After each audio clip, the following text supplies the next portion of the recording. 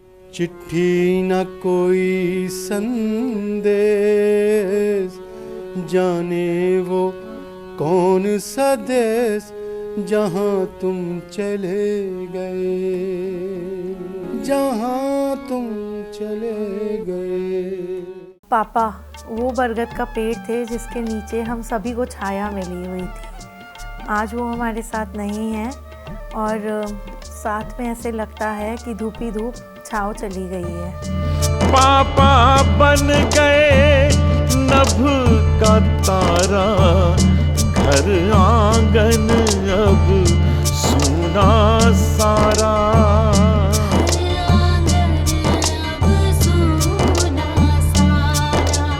घर में अब भी महक है उनकी, बगिया का वो माली प्यारा।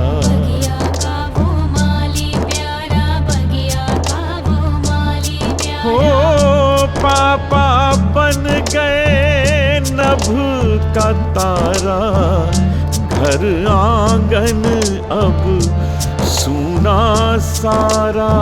जन्म मृत्यु जीवन का शाश्वत नियम है और मृत्यु ही व्यक्ति की मंजिल है, लेकिन कुछ ऐसे असामयिक निधन होते हैं जो झकझोर कर रख देते हैं।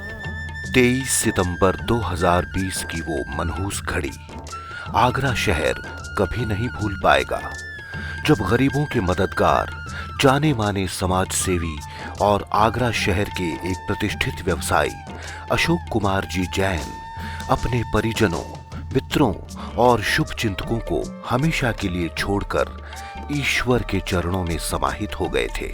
पापा बन गए नभ का तारा, घर आंगन अब सूना सारा। अशोक कुमार जैन का जन्म 4 जुलाई 1949 के दिन आगरा के व्यवसायी श्री पदमचंद जी जैन और श्रीमती हीरो देवी जैन के यहाँ राजा मंडी आगरा में हुआ था। ये पदमचंद जी की तीसरी संतान थे। बचपन में हम लोग छोटे थे, साथ खेले, साथ पढ़े और साथ ही लड़ाई भी की। जिन्हें हम कब बड़े हो गए हमें पता ही नहीं लगा और तुम सभी के सपोर्ट करने वाले भाई थे। मैं नीना मुरारका अशोक भाई की छोटी बहन हूँ। अशोक भाई उन व्यक्तियों में से एक थे जो दूसरों के लिए जीते थे, चाहे परिवार हो या यार दोस्त हों। उन्होंने डॉक्टर सूट के व्यापारी और कर्मचारी सबको कुछ दिया ही है, कभी लिया नहीं। ऐसे व्यक्ति की छोटी बहन होने का गर्व हमेशा महसूस करती रहूँगी। आप हमेशा हमारी यादों में जीवित रहेंगे। आज आपने अपने पिता के साथ मेहनत करके डॉक्टर शोक को जिस मुकाम पर पहुंचाया, उसे सभी को याद रहेगा। मुझे आज भी याद है जब आप घर से बाहर निकलते थे तो माँ के पैर छूकर काम पर जाते थे, भाई बहनों से हमेशा लगाव रखते थे। आपका जाना कुछ ऐसा है जैसे वृक्ष से पत्ते, बचपन की यादें जहन में घूमती हैं। लगता है आप हमारे सामने खड़े हैं। आप हमेशा निडर परिश्रम में मदद करने वाले, स्नेह करने वाले। जब मैं शादी होके आई थी, मेरे नंदेवर बहुत छोटे छोटे थे। अशोक भैया उसमें बहुत अच्छे थे, बहुत वो एक्सरसाइज वगैरह बहुत करते थे, सब लोगों से मिलना जुलना बहुत था उनका, सबकी इज्जत बहुत करते थे। एक सार्वजनिक कार्यक्रम में मेरे पिताजी ने भी ये बात बोली थी, ग्रैंडफादर ने, कि मेरे 2 नहीं 3 बेटे हैं। और अशोक अंकल के घर में छोटे से छोटा कार्यक्रम हो या हमारे घर में छोटे से छोटा कार्यक्रम हो, हम सब लोग एक दूसरे के परिवारों में उपस्थिति दर्ज कराते थे। हम दोनों साथी एक भाई बंधु की भावना से गलियों में खेले हैं, एक साइकिल पे घूमे हैं, अपने दुख सुख में, हंसी मजाक में एक साथ रहे हैं। मध्यम वर्गीय परिवार में जन्मे अशोक जी का लालन पालन एक आम बालक की तरह ही हुआ था। प्रारंभिक शिक्षा के लिए इनका दाखिला आगरा के राजा बलवंत सिंह हाई स्कूल में करवाया गया, जहां इन्होंने 9वीं कक्षा तक शिक्षा ग्रहण की। उसके पश्चात 10वीं से लेकर 12वीं तक की पढ़ाई इन्होंने लोहा मंडी स्थित श्री रतन मुनि जैन इंटर कॉलेज में की। रतन मुनि जैन इंटर कॉलेज में स्पोर्ट्स उस वक्त सबसे टॉप पर था। वहाँ के पीटीआई श्री सुरेश चंद्र शर्मा जी थे, उन्होंने ज़बरदस्ती हमको रतन मुनि जैन इंटर कॉलेज के अंदर दाखिला कराया और हमें प्रायोरिटी दी। कुशाग्र बुद्धि वाले अशोक जी अपने अध्यापकों के बीच बेहद लोकप्रिय थे। इस विद्यालय में मैंने 11th 12th 67 और 68 में शिक्षा पाई। उस समय रमेश चंद जी यहाँ पर रमेश चंद्र अग्रवाल यहाँ पर प्रिंसिपल थे।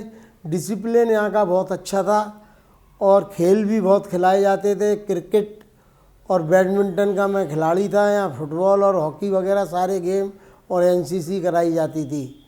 डिसिप्लिन के मामले में अध्यापकों की बात स्टूडेंट मानते थे, नहीं तो उनकी क्या कहते हैं पिटाई होती थी ठीक तरह से।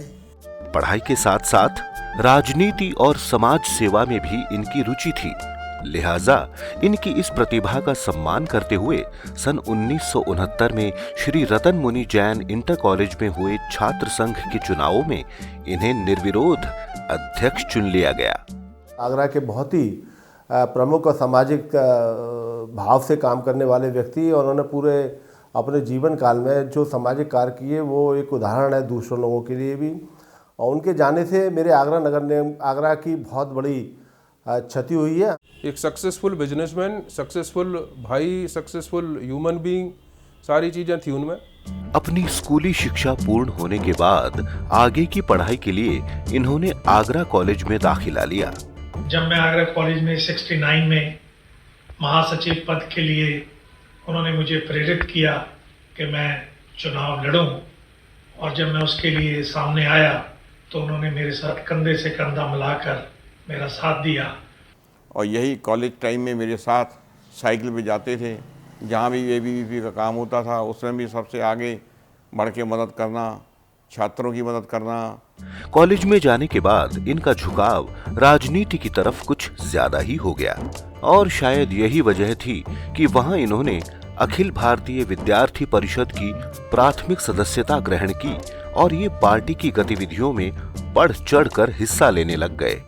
निश्चित रूप से उन्होंने समाज में एक छाप छोड़ी है और उनकी कमी हमें निरंतर खलती है। इस दिल पे लगा के ठेस, जाने वो कौन सा देश जहां तुम चले गए। ऐसे व्यक्ति का अचानक चले जाना एक ऐसा शून्य छोड़ गया है आगरा में, समाज सेवा के क्षेत्र में, उद्योग के क्षेत्र में, राजनीतिक क्षेत्र में, जिसकी कमी कभी पूरी नहीं की जा सकती। मैं व्यक्तिगत रूप से बहुत व्यथित उनके जाने के बाद हूँ। एक बड़े समाज सेवी की कमी इस आगरा को और पूरे क्षेत्र को खलेगी। चिट्ठी न कोई संदेश, जाने वो कौन सा देश जहां तुम चले गए, जहां तुम चले गए। सन 1972 में अपनी बीए ऑनर्स की डिग्री हासिल करने के पश्चात इन्होंने अपने पुश्तैनी कारोबार में योगदान देने का निश्चय किया और ये नियमित रूप से अपनी फैक्ट्री जाने लगे। अब व्यापार तो इनके खून में ही था और कॉलेज के समय से ही ये साबुन के कारोबार की बारीकियों को भी समझ रहे थे। लिहाजा शुरुआती दिनों में अशोक जी अपने भाइयों प्रमोद जैन और महेंद्र जैन के साथ अपनी पारिवारिक कंपनियों Adarsh industries, PC soap and chemicals private limited और पीसी कॉस्मा सोप लिमिटेड में बतौर निदेशक काम देख रहे थे। करीब 1 वर्ष तक इनके काम से संतुष्ट होने के बाद इनके पिताजी ने इनको विवाह के बंधन में बांधने का निश्चय किया। अशोक जी एक ऐसे व्यक्ति थे जो कभी किसी को छोटा बड़ा नहीं समझा, वो सबको एक समान समझते थे।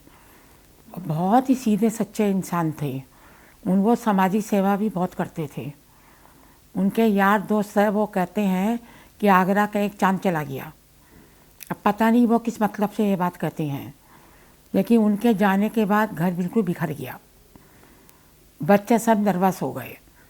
भगवान उन्हें सद्बुद्धि दे जो बच्चे अपने काम लायक हो जाएं। कहते हैं कि अगर जीवन साथी आपको समझने वाला मिल जाता है तो आप जीवन में सफलता की सीढ़ियां चढ़ते चले जाते हैं। अशोक जी के साथ भी ऐसा ही हुआ था। हम लोगों की मैरिज 1973 में हुई थी। उसके बाद 48 ईयर्स हमने बहुत अच्छे गुजारे और हम लोग काफ़ी जगह घूमने गए, Shimla, Kullu, Manali, Darjeeling, foreign America, Singapore, Bangkok, काफ़ी जगह हम लोग घूमने गए। हम लोग का टूर भी बहुत अच्छा रहा, लेकिन आज उनके जाने के बाद अकेलापन महसूस हो रहा है। माया जी का साथ पाकर अशोक जी अपनी गृहस्थी की तरफ से निश्चिंत हो गए थे और इन्होंने अपना पूरा ध्यान अपने कारोबार में लगा दिया था। उनकी सबसे बड़ी विशेषता ये थी कि वो हमेशा एक सरल स्वभाव से हर बड़ी बड़ी मुसीबतों का उन्होंने सामना किया, लेकिन उनका सामना कैसे करना है, इंडस्ट्री में बर्दाश्त कैसे करना है, काम को कैसे कराना है, ऊंचाइयों पर कैसे चढ़ना है, तमाम सारे पहलुओं पर, फैक्ट्री के छोटे छोटे पहलुओं पर वो बराबर एक मार्गदर्शक के रूप में उभरे। जिया जी के बारे में तो क्या कहना, उनको तो खाने पीने का बहुत शौक था, देसी खाना, और मन की बात भी पूछते थे, कोई प्रॉब्लम है क्या, नहीं है। अब वो अचानक जाने के बाद कुछ कहने के लिए शब्द नहीं है मेरे पास। इनकी रात दिन की मेहनत और इनकी सूझबूझ के चलते कुछ दिनों बाद ही इनकी कंपनी का डॉक्टर सोप ब्रांड के साबुन का कारोबार तेजी से पूरे उत्तर प्रदेश में फैलने लगा। अपनी कंपनी में अशोक जी अधिकांश तौर पर प्रोडक्शन और सेल्स का काम देखते थे। कच्चे माल से लेकर तैयार माल तक साबुन बनने की पूरी प्रक्रिया पर इनकी नजर रहती थी। We are manufacturing quality product. Ashok जी अपने पूरे स्टाफ का अपने परिवार की तरह ध्यान रखते थे। अपने स्टाफ की गलती पर कभी-कभी ये उन्हें डांट भी देते थे, लेकिन कुछ पल बाद ही उसे बुलाकर प्यार से समझाते थे।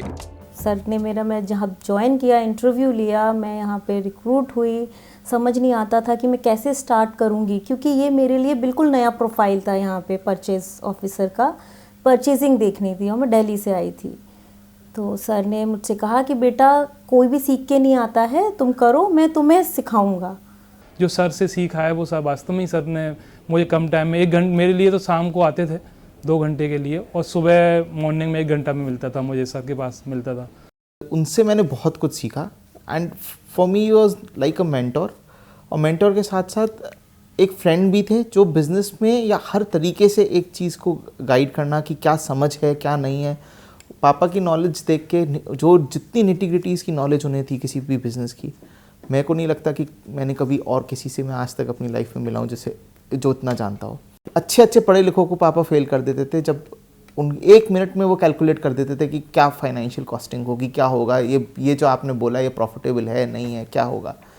और छोटे से छोटे एम्प्लॉय की भी समझना कि वो क्या बोल रहा है, उसकी बात में कोई दम है या नहीं, उस लेवल तक जाना। और एक चेयरमैन, एक कंपनी के चेयरमैन को, पब्लिक लिमिटेड कंपनी के चेयरमैन को, आई थिंक वो एक बहुत ही, पापा ने बहुत ही सुपीरियर सरपास किया था। और हर किसी को एक वो प्यार की दृष्टि से देखते थे।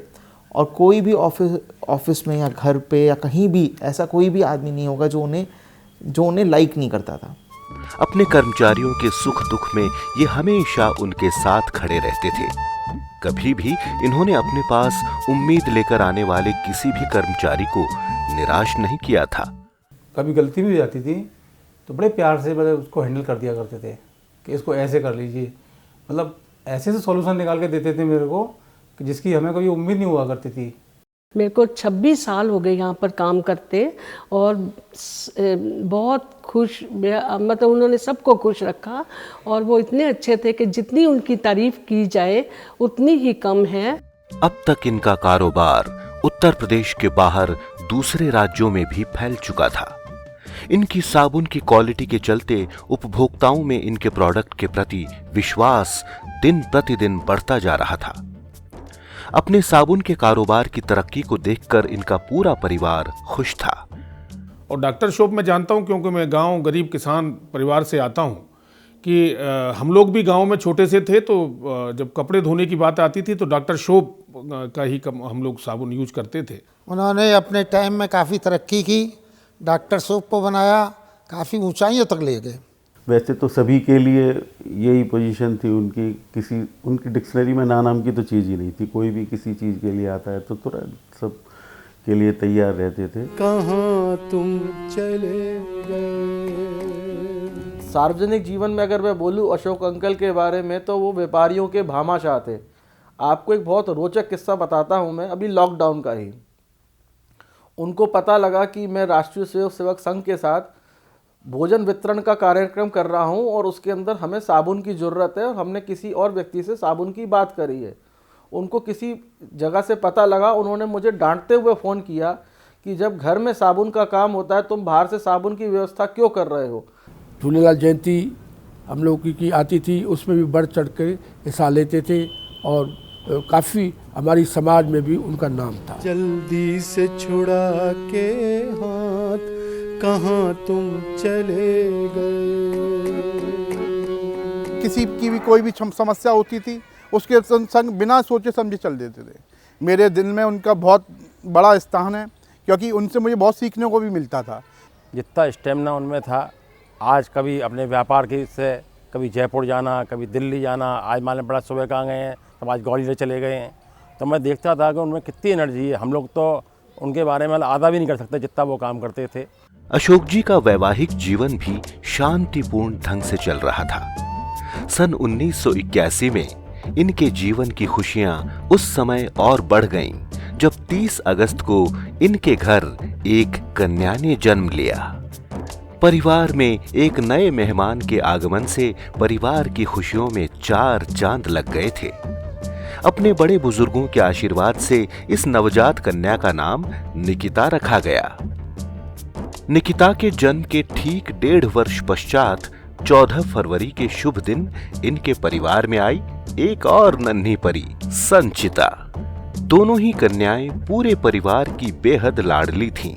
एक पिता के नाते अशोक जी का लगाव अपनी बेटियों से कुछ ज्यादा ही था। लोरी गाकर हमें सुलाया, उंगली पकड़ कर चलना सिखाया, तेल लगा कर चुटिया बनाई, अपने कांधों पर था घुमाया, घोड़ा बन कर सैर कराई, कभी आंगन तो कभी चौबारा।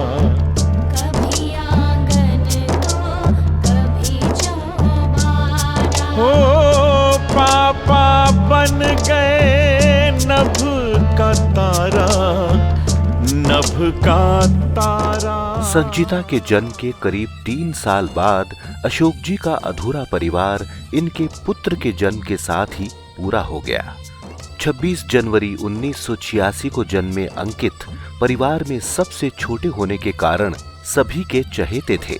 अशोक जी अपने इस कुल दीपक की छोटी बड़ी हर खुशी का ख्याल रखते थे। जो बचपन से जो चीज़ें पापा ने हमें हमेशा बताते रहे हैं कि एक डिसिप्लिन से जितनी लाइफ जियोगे वो हमने हमेशा पापा से ही जीना सीखी।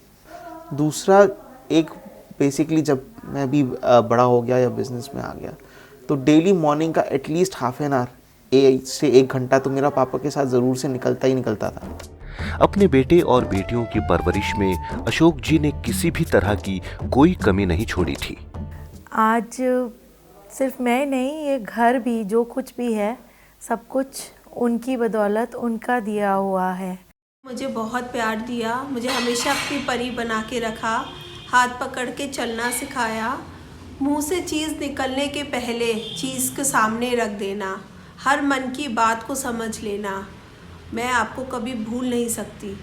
बचपन का एक मेरे को आज इंसिडेंट एक याद आता है जिसमें मेरी सिस्टर्स से लड़ाई हो गई थी और पापा उस टाइम पापा को फ़ोन करके बुलाया और मेरी सिस्टर्स ने मेरी पापा को पूरी शिकायत कर दी और पापा आए और पापा ने मुझे थोड़ा तो डांटा और उस दिन पहली बार शायद पापा ने मुझे मारा होगा, लेकिन उसके 2 मिनट बाद पापा ने ऐसे पकड़ लिया कि मतलब मैं सब भूल गया कि पापा ने क्या बोला क्या किया। उनका जो प्रभाव रहा हमारी ज़िंदगी में वो शब्दों में बयां नहीं किया जा सकता, पर फिर भी एक कोशिश रहेगी। चाहे उनकी ज़िंदगी का कोई भी पहलू उठाओ, चाहे रिश्ते निभाना हो वो उनसे सीखा, काम करना हो वो उनसे सीखा, पेशेंस, खुश रहना, कभी ना गिव अप करने वाला एटीट्यूड, चाहे कितनी मुश्किल आए हंसते रहना। एक बार की बात है कि जब मैं एक ज़िद पे अटक गया कि पापा मेरे को ये साइकिल लेनी है, और मुझे मालूम है कि उस टाइम शायद पापा की जेब में पैसे नहीं थे। सिर्फ रीज़न इसलिए था क्योंकि पापा पर्स भूल गए थे। पापा ने शॉपकीपर को बोल के और उसको करके वो साइकिल, लेकिन उसी टाइम पापा मेरे लिए लेके आए थे। कभी ये नहीं हुआ कि हमने कुछ मांगा हो, कुछ बोला हो, पापा ने कभी इनकम्प्लीट छोड़ दिया हो। अशोक चाचा, जिन्होंने बचपन से ही हमें पाला पोसा, बहुत प्रेम दिया बचपन से ही, कभी किसी चीज़ के लिए मना नहीं करते थे। कोई भी छोटा सा सामान हो, बड़ा सामान हो, तुरंत दिला देते थे।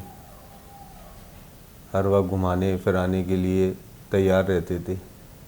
घर में बहुत ही शोर, खुशी का माहौल, उनके घर में आने में सबको बहुत ही एक उत्साह रहता था, क्योंकि जब वो आते थे बहुत हल्ला गुल्ला, सबके बारे में पूछना, सब बच्चों से बात करना, सबसे खूब बातें करना, मतलब बहुत ही अच्छे उसमें रहते थे।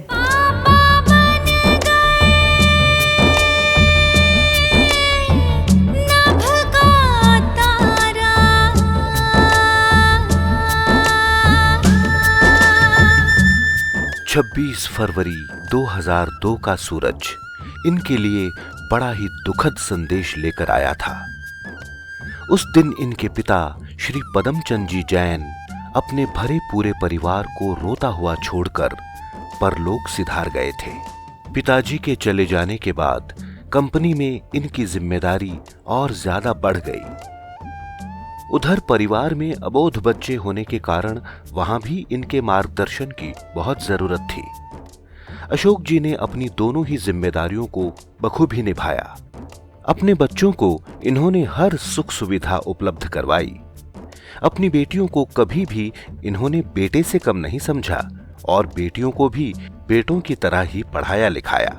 निकिता को एमए तक शिक्षित किया और संचिता को तो एमबीए करने के लिए अमेरिका तक भेजा। बेटे को भी आगरा के बाद व्यावसायिक पढ़ाई एवं प्रशिक्षण के लिए विदेश भेजा था। अपने यहाँ अपनी लाडली बेटी के हाथ पीले करके उसे हंसी खुशी विदा करने की सबसे बड़ी जिम्मेदारी मानी जाती है।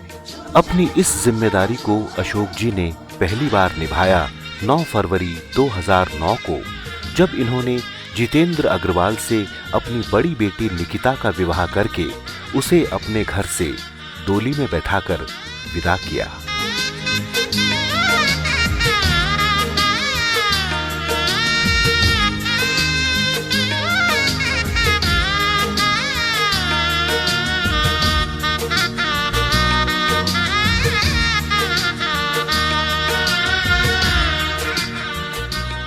उसके ठीक 3 साल बाद 12 फरवरी के शुभ दिन एक संस्कारी और समृद्ध परिवार के अक्षय जिंदल के साथ संचिता की भी शादी कर दी गई।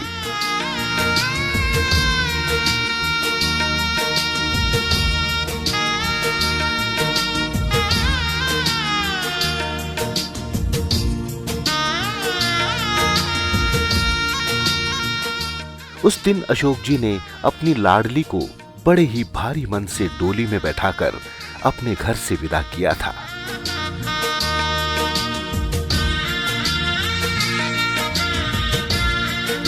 अशोक जी अपने दामादों को अपने बेटे की तरह प्यार करते थे। संचिता की शादी के करीब 2.5 साल बाद 19 नवंबर 2013 को इनके सूने आंगन में फिर से रौनक लौट आई। इस शुभ दिन इनका बेटा अंकित शिवांगी को प्रणय सूत्र में बांधकर अपने घर लेकर आया था।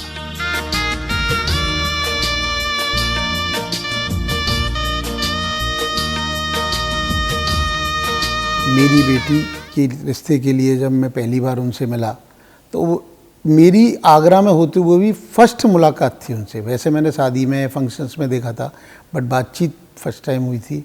तो मुझे ऐसा लगा कि बहुत ही सरल और अच्छे स्वभाव के हैं।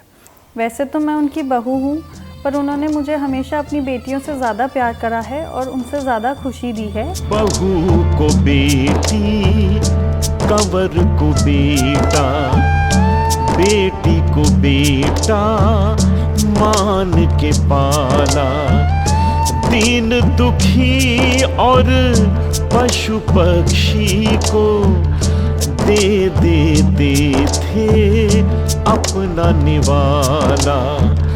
धर्म कर्म और समाज की खातिर अर्पण कर दिया जीवन सारा। अर्पण कर दिया जीवन सारा। हो पापा बन गए नभ का तारा, नभ का तारा।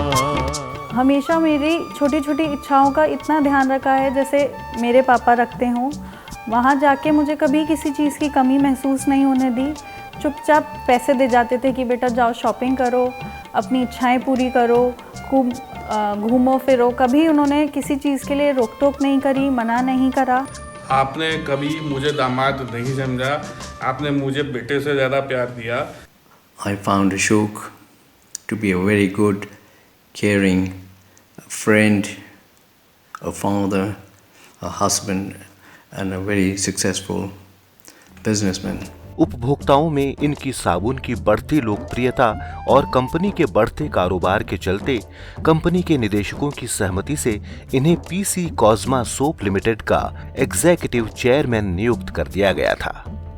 बहुत ज़्यादा उनको सोशलाइजिंग करने का शौक़ था, मिलने जुलने का, लोगों से सब जगह जाने का। हमको भी वो आदत आई कि सबसे मिलना जुलना चाहिए। पीसी कॉस्मा सोप लिमिटेड में बतौर एग्जीक्यूटिव चेयरमैन इनके कार्यकाल के दौरान ही कंपनी को राष्ट्रीय पुरस्कार से भी सम्मानित किया गया था। इसके अलावा भी अनेक सरकारी एवं गैर सरकारी सम्मान भी इन्होंने प्राप्त किए थे।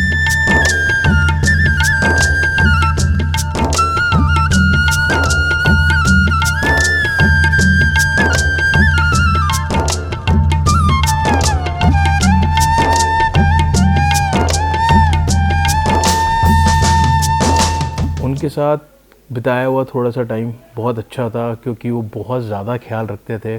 तो बार बार पूछना कि कोई कमी तो नहीं है किसी चीज़ के अंदर, हमें देखना है इंतज़ाम, कुछ ऐसा है तो बता दीजिए।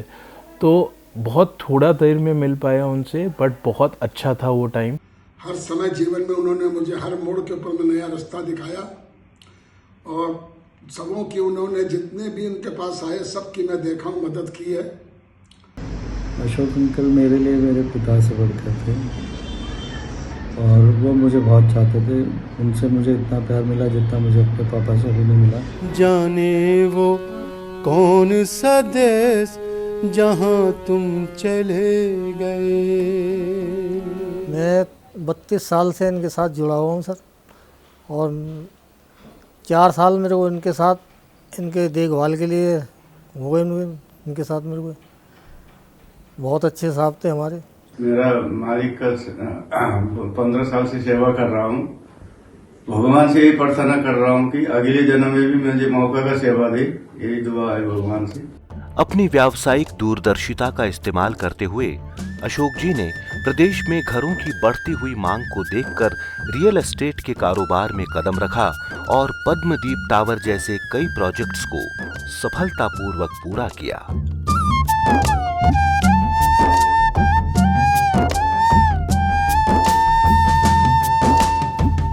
13 मई 2018 को अशोक जी के जीवन में सबसे बड़ी खुशी का दिन था, जब इनके पुत्र अंकित और पुत्रवधू शिवांगी की बेटी अनायशा का जन्म हुआ। जब मेरी बेटी अनायशा का जन्म हुआ तो उनसे ज़्यादा खुश पूरी दुनिया में कोई नहीं था, शायद मैं उसकी माँ भी नहीं। उन्होंने उसका पहला बर्थडे इतना बड़ा सेलिब्रेट करा, शायद आज के टाइम में उतनी बड़ी शादी भी नहीं हो सकती।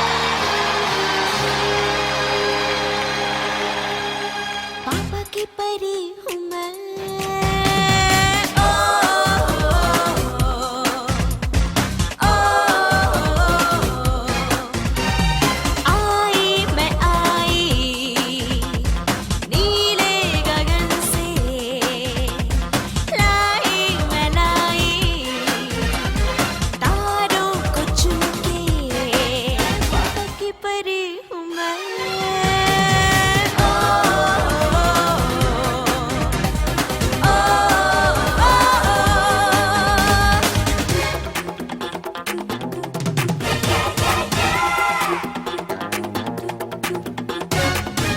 पोती के घर में आने के पश्चात ये अपना अधिकांश खाली समय अनायशा के साथ ही व्यतीत करते।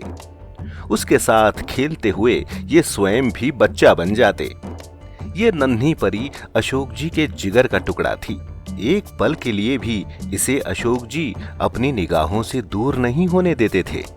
अनायशा भी अपने दादा को बहुत लाड करती थी।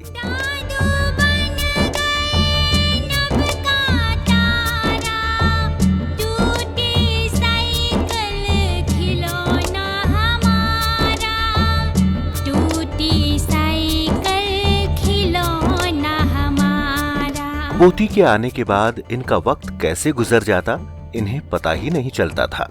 उनके असमय जाने के जस्ट 15 दिन पहले ही मुझसे बातें हो रही थी और मुझसे कह रहे थे, डॉक्टर साहब मुझे अभी 15 वर्ष और जीना है, मुझे अपनी ग्रैंड डॉटर की मैरिज करनी है। व्यवसाय में हर तरह से कामयाब अशोक जी अपने पूज्य पिताजी के नक्शे कदम पर चलते हुए समाज सेवा के कार्यों में भी उतनी ही ऊर्जा और लगन से हिस्सा लिया करते जितना अपने व्यावसायिक कार्यों में। अब यादों के कांटे इस दिल में चुभते हैं, ना दर्द ठहरता है ना आंसू रुकते हैं। मेरे दोस्त अशोक जैन जिसके जाने का मेरे को बहुत दुख है। हम करीब 20-25 साल से बहुत ज़्यादा जिगरी दोस्त थे। उसके असमय चले जाने का बहुत भारी दुख है। जितना मेरे बेटे के जाने का भी दुख मुझे नहीं हुआ उतना उसका हुआ, क्योंकि हम लोग अंतरंग मित्र थे। रोज़ सुबह बैठ के चाय पीना, शाम को जाना, दिन में मिलना, किसी समारोह में, शादी समारोह वगैरह में जाना, सब हमेशा साथ साथ जाते थे। आगरा के अलावा उत्तर प्रदेश एवं राजस्थान की कई जानी मानी संस्थाओं के सम्मानित पदों पर ये आसीन थे। महाराजा अग्रसेन सेवा सदन आगरा और श्री राजकुमार सामा विचार मंच के ये अध्यक्ष थे। रामलीला कमेटी आगरा के उपाध्यक्ष श्री अभयानंद ट्रस्ट हिंडोन के ये ट्रस्टी थे और एचआरडी के सदस्य। इनके दरवाजे पर कभी भी कोई जरूरतमंद आता था तो ये उसे कभी भी निराश नहीं करते थे। मेरा भी उनसे बहुत व्यक्तिगत संबंध था और उनको सेवा का जो गुण था वो पैतृक था। उनके पूज्य पिताजी स्वर्गीय पदमचंद जी भी एक बहुत बड़े समाज सेवी थे और उन्होंने अपने पूज्य पिताजी की परंपरा को आगे कायम रखा, जिसके कारण से आगरा में उनको बहुत लंबे समय तक याद किया जाएगा। हर वक्त यही है गम, उस वक्त कहाँ थे हम, कहाँ तुम चले गए। को प्राय मेरे पास वो अपने मरीज देखने के लिए भेजते थे और फिर उनका पूरा इलाज स्वयं ही करते थे। मुझे एक उदाहरण याद है, एक विधवा स्त्री मेरे पास आई जो कि ट्यूबरकुलोसिस से सफ़र कर रही थी और मैंने उनके पास उनको भेजा और उन्होंने उसका पूरा इलाज करीब 1-1.5 साल किया। उनका जब देहांत हुआ उससे 5 दिन पहले मेरे पास बैठ कर गए और वो मुझसे कह रहे थे कि डॉक्टर साहब मैं आपके पास इसलिए आया हूँ कि मैं चाहता हूँ कि मेरी फैक्ट्री के वर्कर्स जितने हैं उन लोगों के लिए आप कैंप लगाइए और कोविड प्रिवेंटिव की जो दवाइयाँ हैं उनको फ्री डिस्ट्रीब्यूट करिए। हाय दिल में रह गई बात, जल्दी से छुड़ा के हाथ, कहाँ तुम चले गए। जब कभी भी इनके पास किसी वृद्ध आश्रम से, अनाथ आश्रम से, किसी गौशाला से, किसी अस्पताल आदि से कोई सहायता की आस लेकर आया तो इन्होंने कभी भी उसे खाली हाथ नहीं जाने दिया। कितनी ही संस्थाओं के सामूहिक विवाह के आयोजन में इन्होंने दान दिया, इसका अंदाजा इन्हें भी नहीं था। बेहद व्यवहार कुशल, सफल व्यापारी और गरीब असहाय निर्बल लोगों के मसीहा। मैंने शब्द प्रयोग किया है मसीहा।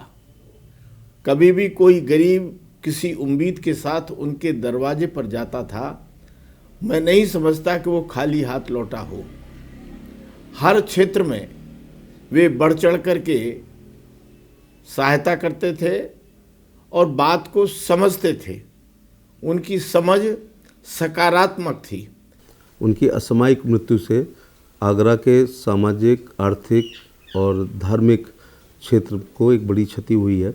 मेरे पास भी वो अक्सर शोषित, पीड़ित, वंचित लोगों को लेकर के आते थे उनके छोटे मोटे कामों के लिए। अपने दोस्तों के बीच अपनी जिंदादिली के चलते अशोक जी बेहद लोकप्रिय थे। वो हमेशा गरीब लोगों की मदद करते थे, चाहे वो किसी भी कास्ट का हो। उनके लिए सबसे ऊपर समाज सेवा थी, धर्म से आगे। अशोक जैन साहब हमारे 30 साल पुराने परम मित्र थे। हमें उनके जाने का इतना दुख परिवार को, मेरे को हुआ है कि मैं शब्दों में कह नहीं सकता, और उनकी पूर्ति भी शायद नहीं कर सकता कि वैसा कोई दूसरा आदमी आगरा में मिले। वो सुख दुख के इतने साथी थे कि कभी कोई बात होती तो वो बात सुनने से पहले गाड़ी में बैठ जाते मदद करने के लिए। व्यापार और जिंदगी के इनके अनुभवों को देखते हुए अक्सर इनके दोस्त अपने निजी और व्यापारिक मामलों में इनकी सलाह लेते थे। इनके परम मित्र फिल्म निर्माता रणजीत सामा इन्हें अपने लिए बहुत लकी मानते थे और अक्सर अपनी फिल्म का मुहूर्त क्लैप इनके ही हाथों दिलवाते थे। जैसे कहते हैं ना कि दिल में एक अलग सी कसक सी दुख होता है कि अंकल क्यों चले गए, ऐसी फीलिंग आती है। आज भी वो हमारे साथ ही हैं। वी रियली मिस हिम और उनकी यादें हमेशा हमारे संग संजो के रहेंगी। सन 2020 कोरोना नाम की मनहूस बीमारी से ग्रसित ये वर्ष न जाने कितने घर परिवारों को बर्बाद कर गया। इसी बेरहम वायरस ने अशोक जी को भी हमसे छीन लिया।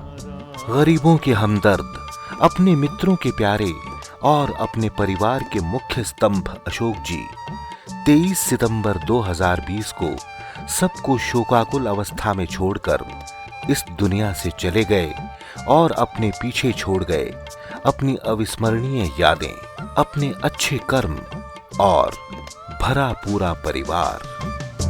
जीवन पथ पर चलना सिखाया, भटके कहीं तो मार्ग बताया। सपने हैं जो अधूरे तुम्हारे पूरे करेंगे मिलकर सारे। ईश्वर से है यही प्रार्थना, हर जन्म मिले प्यार तुम्हारा।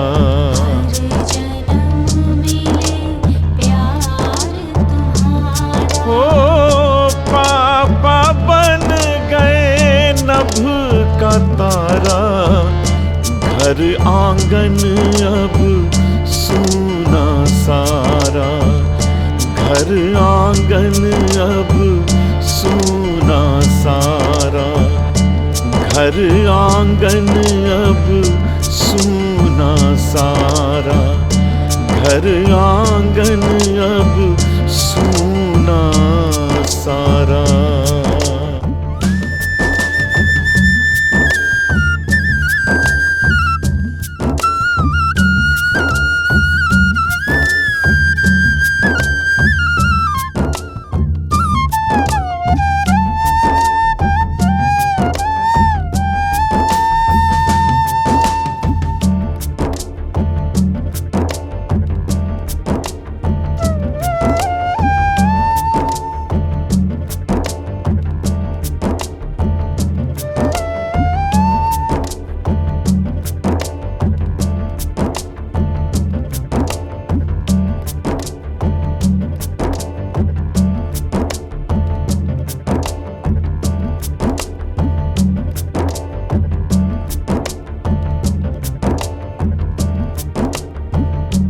अशोक जी का जीवन एक आदर्श पुत्र, एक आदर्श पति, एक आदर्श पिता और एक आदर्श दादा का रहा। एक ओर जहां इनके सभी परिजन इन्हें याद करके मायूस हो जाते हैं, वहीं इनकी पोती अनायशा भी इन्हें याद करके उदास हो जाती है और रात को आसमान में नजर आने वाले तारों में वो अपने दादा को ढूंढने का प्रयास करती है।